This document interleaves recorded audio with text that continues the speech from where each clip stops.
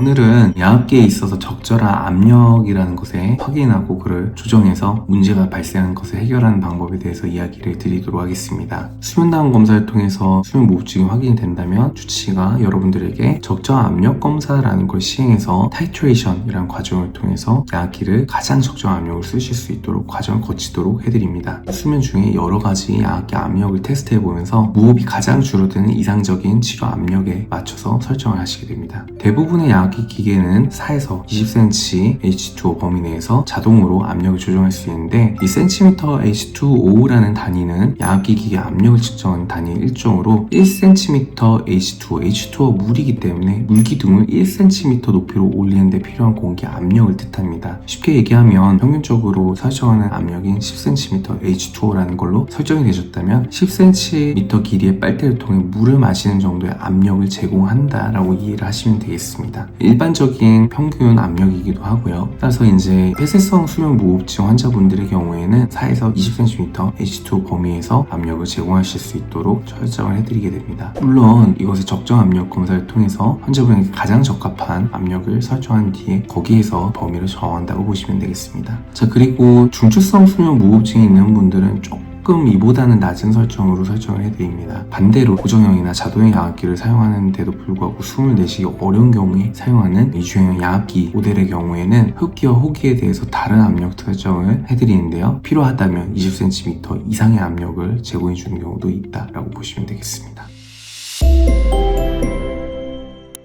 그렇다면 과연 내가 설정을 한번 바꿔 갔을 때 사용하는 중간에 다시 조정이 필요한가를 확인하는 방법이 있을 텐데, 기본적으로 야압기는 신체가 정기검진 받는 것처럼 주기적으로 이 압력이 적절한지도 점검이 필요합니다. 특히나 이런 증상들이 나타날 수 있는데 야압기 치료를 하는데 불편감이 느껴지거나 한다면 야압기 압력이 너무 높아서 문제가 있을 수가 있고요. 권장 수면 시간에 야압기를 잘 쓰고 있는데도 여전히 필요하거나 수면질이 나쁘거나 충분히 질 좋은 수면을 취하지 못해서 주간에 수면 부족으로 인한 문제가 발생한다면 CPR 압력이 모자라지 않나 생각해 보실 필요가 있습니다. 이러한 경우에는 적정 압력 검사라는 것을 다시 시행해서 압력을 다시 맞추는 과정이 필요할 수가 있겠고요. 기본적으로 적정한 압력이 설정되어 있지 않다면, 그리고 그것이 나의 신체의 변화에 따라서 적절하게 변화되고 유지되지 않는다면 야압기 치료를 안 하는 거나 똑같다라고 보시면 되겠습니다. 그렇게 되면 당연히 수면 무호흡증 또는 코골이가 커진다거나 치료 시작 전과 동일한 문제를 계속 겪을 수 있으시게 되겠죠. 그래서 증상들이 생긴다면 사용하시던 분들도 적정 압력 검사를 다시 시행해서 압력을 다시 맞추는 것도 필요하겠고, 기본적으로는 기계에서 이제 메커니즘을 통해서 확인하고 자동으로 압력을 조절해서 이 범위에 있으면 문제가 생기지는 않을 겁니다. 하지만 그럼에도 불구하고 증상이 발생했다는 것은 다시 검사가 필요할 수 있다는 하나의 사인이 될 수가 있겠죠. 그리고 압력과 관련돼서 필요한 것만이 아니라 설정 압력이 너무 높게 되면 그것 때문에 자꾸 자다 깨어나는 경우도 생깁니다. 이런 경우는 이제 반대로 압력을 줄이는 필요성이 있는데, 이 문제가 생겼을 때 감별을 주의해야 될 게, 초반에 야압기를 사용하시는 분들의 경우 어느 정도 적응 기간이 필요하기 때문에 그것 때문에 깨시는 건지를 확인을 해보셔야 됩니다. 따라서 어느 정도 수년된 사용자인데도 불구하고 수면을 취할 때 계속 불편감이 느껴진다면 야압기 압력이 세팅이 상대적으로 내 몸의 변화에 따라서 과도해서 그럴 수 있겠구나 라고 생각을 하시고 압력 조정을 다시 한번 받아보실 필요가 있습니다. 반대로 사용하고 얼마 안 되는데 이런 문제가 생겼다면 어느 정도는 좀 더 적응 기간을 가져보시도록 권유를 드립니다. 이렇게 압력이 너무 높을 때 발생할 수 있는 몸의 부작용에 대해서 설명을 드릴 텐데요. 압력이 모자랐을 때는 이제 수면 무호흡증의 문제들이 생기게 되는 거 있고요. 압력이 높을 때는 압력을 통해서 기도를 안전하게 열어둘 수 있는 적절한 압력 수준이 설정하는 것이 필요한데, 그럼에도 불구하고 너무 높으면 이러한 증상들이 생깁니다. 먼저 이제 마스크에서 노출이 많이 생기게 되고요. 그리고 가습기를 사용하는데도 불구하고 입과 목이 너무 과도한 공기 압력 때문에 건조해지는 느낌이 드실 수가 있고, 공기 연화증이라고 불리는 배의 불편감, 가스, 복통, 과도한 트림 등이 발생할 수가 있습니다. 반대로 압력이 높은데도 불구하고 무호흡 저호흡 지수라고 불리는 AHI 지수가 정상 범위인 시간당 5회 이상으로 역으로 증가하는 소견을 보일 수가 있고요. 이로 인해서 낮 동안 피로함이나 피곤감을 느끼실 수가 있습니다. 자, 그렇다면 이걸 조정을 어떻게 하는지에 대해서 얘기를 드려야겠는데, 압력을 스스로 세팅하는 것은 권장되지가 않습니다. 한참 벗어난 범위를 할 수가 있기 때문에 그렇고요. 문제가 있다고 느끼시면은 야압기를 담당하는 센터에서 다시 한번 적정 압력 검사를 통해서 자신에게 적합한 압력 수준을 평가받으셔야 되겠고요. 만약 이런 문제가 야압기 압력 자체의 문제가 아니라 숨을 막히는 그런 느낌이 든다 된다면 압력을 완화시키는 설정이 있는 양압기 내에 모드가 있기 때문에 그것을 조정해서 해결할 수가 있겠습니다. 자, 그렇다면 이렇게 환자분들이 실제로 수면무호흡증 치료를 위해서 높은 압력을 실제로 제공해야 될 때가 있는데, 그럴 때 불편감을 해소하기 위해서는 마스크를 교체해 보시는 것을 생각을 해볼 수가 있겠습니다. 고압력을 가한다면 기본 마스크 타입보다는 전면 마스크인 풀페이스 마스크를 조금 더 선호해 볼 수는 있겠습니다. 물론 환자분의 수면무호흡증의 유형과 얼굴 형태, 그리고 얼굴 털의 양, 알러지 발생 유무, 피부의 상태 등을 보고 감안을 해야 되겠지만, 이제 압력이 높다면 비교적 풀페이스 마스크가 조금 더 선호된다고 이해를 하시면 되겠습니다.